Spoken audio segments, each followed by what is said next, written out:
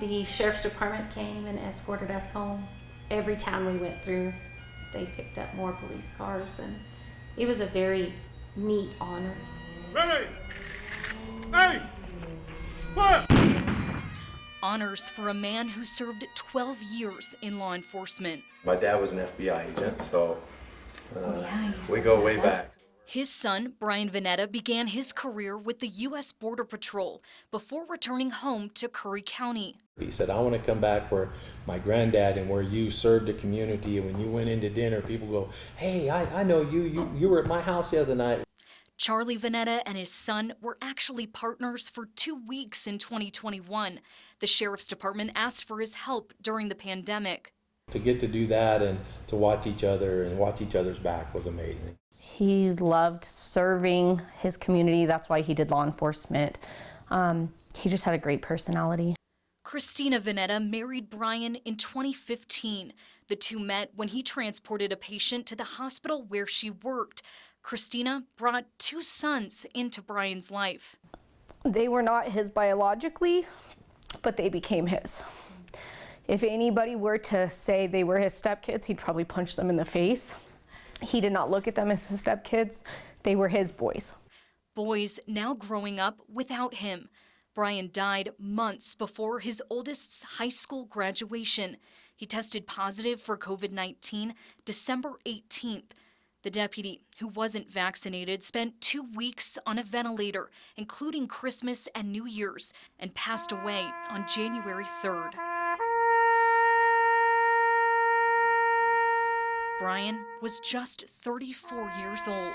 I never would have thought when I took my husband to the emergency room that was the last time I was going to actually be able to see him. On top of grieving, Christina had to spend the 6 months after he died fighting for her husband's line-of-duty death benefits. He worked. He didn't just sit at the office all day. He didn't go sit somewhere in his car. He was very active in his job. So I have no doubt that he caught this on duty. None.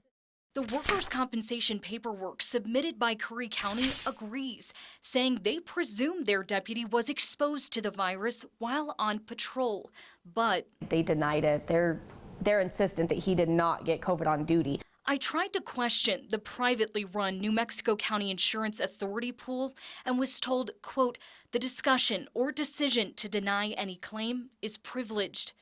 With this denial, Brian's wife and kids are missing out on more than $600,000, 13 years of his salary through workers' comp, and extra state retirement funds. So now he only gets what he's put in. He doesn't get fallen officer retirement, which is huge. Trying to recover at least some of the workman's comp money, Christina hired a lawyer to fight the insurance authority's ruling.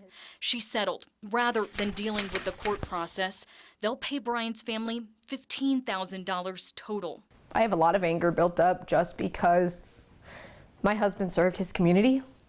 He served the people of his community, and there's nothing. His family could be getting some help from the federal government, though, up to $390,000 for Deputy Veneta's death.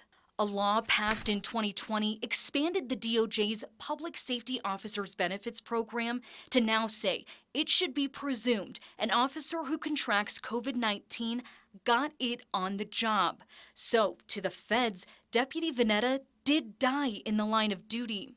Senator Cory Booker of New Jersey sponsored that bill. We must eliminate the instances in which families are asked to prove what is unprovable. So what about the state government?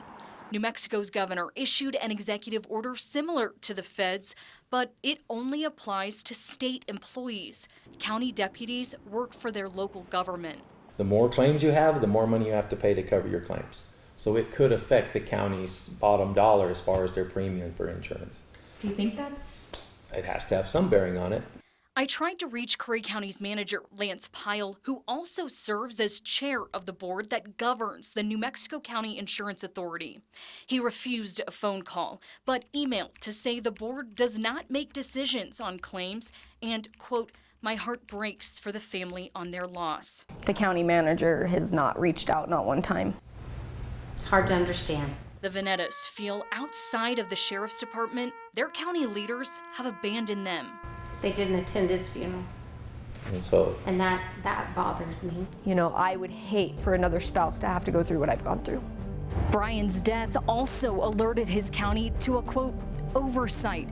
The Venettas believed his $50,000 life insurance would double since he died in the line of duty, but Curry County hadn't been paying for that added benefit.